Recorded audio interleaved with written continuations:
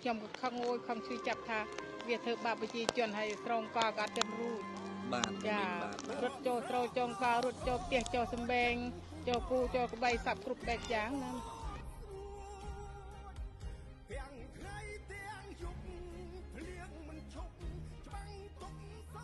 ខ្ញុំបានរាជមហានគរជាសមាជិកក្រុមសហព័ន្ធយុវជនបូជាការពារយុទ្ធធរបានពំនាំយកអីវ៉ាន់ពីកម្ពុជារាជចម្រៀងបងព្រៀបសវັດបងប្អូនយើងបានចូលរួមជាស្បៀងជាសម្ភារៈជូនមកគាត់បានផ្ដល់ជូនមកក្រុមសហព័ន្ធយុវជនបូជាការពារយុទ្ធធរបាទអីវ៉ាន់បងព្រៀបសវັດឥឡូវហ្នឹងក្រុមការងារកំពុងរៀបចំចែកប្រជាពលរដ្ឋភាគសឹកហើយបងប្អូនមើលខាងក្រោយខ្ញុំទៅនេះ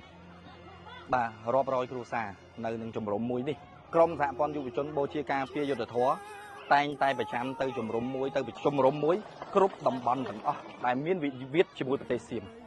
ទាំងអស់នេះគឺសោតនីយកម្មដែលសៀមបានធ្វើដាក់មកប្រទេសកម្ពុជាហើយកុំចោទមកកម្ពុជាថាកម្ពុជារំលោភលើទឹកដីរបស់ប្រទេសសៀមនោះណាទាំងអស់នេះសូមពិភពលោកមើលឃើញណាសូមពិភពលោកមើលឃើញថាតើបងប្អូនប្រជាពលរដ្ឋកម្ពុជាមួយណាដែលចង់បានបែបអញ្ចឹងបងប្អូនប្រជាពលរដ្ឋកម្ពុជាតែងតែចង់បានសន្តិភាពបងប្អូនតែងតែចង់បានសន្តិភាពហើយគ្រាន់តែចង់ការពារទឹកដីរបស់ខ្លួនឯងការពារបូរណភាពទឹកដីរបស់ខ្លួនឯងណាការពារដែនអតីតភាពរបស់ខ្លួនឯងតែប៉ុណ្្នឹងទេណាសុំសៀមមើលឲ្យប្រឈប់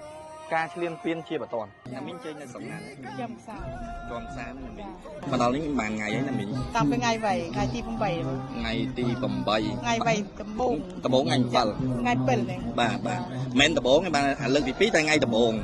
បាទ7ថ្ងៃ7អញ្ចឹងប្រហែលខ្ទង់10ថ្ងៃជាងហើយសម្រាប់ការដែលណាមីងភៀសសឹកមកហ្នឹងណាមីងគ្រូសាម្នាក់ណាមីងមានកូនម្នាក់ដែរតា4នាក់ប៉ុន្តែរៀនទាហានម្នាក់មួយហើយវាដាក់កងទ័ពយើងណាឥឡូវនៅនឹងទៅដែរចារៀនមួយនាក់បាទណាមីងបាទណាមីងទទួលអំណោយនេះជាអំណោយរបស់ខាងក្រមការងារសហព័ន្ធយុវជនបូជាការពារយុទ្ធធរដែលដឹកនាំដោយអ្នកអង្គញាលេងវត្រាណាមីងសូមប្រសាសន៍ណាមីងបន្តិចតើប្រជាពលរដ្ឋកម្ពុជាមួយណាដែលចង់បានវិធានមួយនេះសូមផ្ដាំទៅចោលសៀមបន្តិចណាមីងខ្ញុំខឹងអូយខឹងជួយចាប់ថាវាធ្វើបាបប្រជាជនហើយស្រងកក៏អត់ទៅរួចបាទ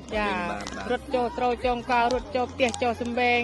ចូលគូចូលក្បៃសាប់គ្រប់បែបយ៉ាងណាចាខ្ញុំក្រុមពោអន្តរជាតិគ្រប់ប្រទេសដែលជួយកម្ពុជាឲ្យមានសន្តិភាពបានឡើងវិញអូប្រជាជនរស់នៅរស់រានមានជីវិតដូចដើមវិញមេត្តាមានទឹកភូមិថ្លៃថ្លាហ៊ានផ្ដល់ជីវិតយើងចង់ចាំមិនភ្លេចភាពអង់អាចយើងចង់ចាំពីរាជយុទ្ធជនពលីចិនមួមុតត្រង់ធរនីកូនខ្មែរគ្នាភ្លេចដើមទ្រូងទ័ពយើងសូមក្រាបក្បាលដល់ដីដឹងគុណចងចាំ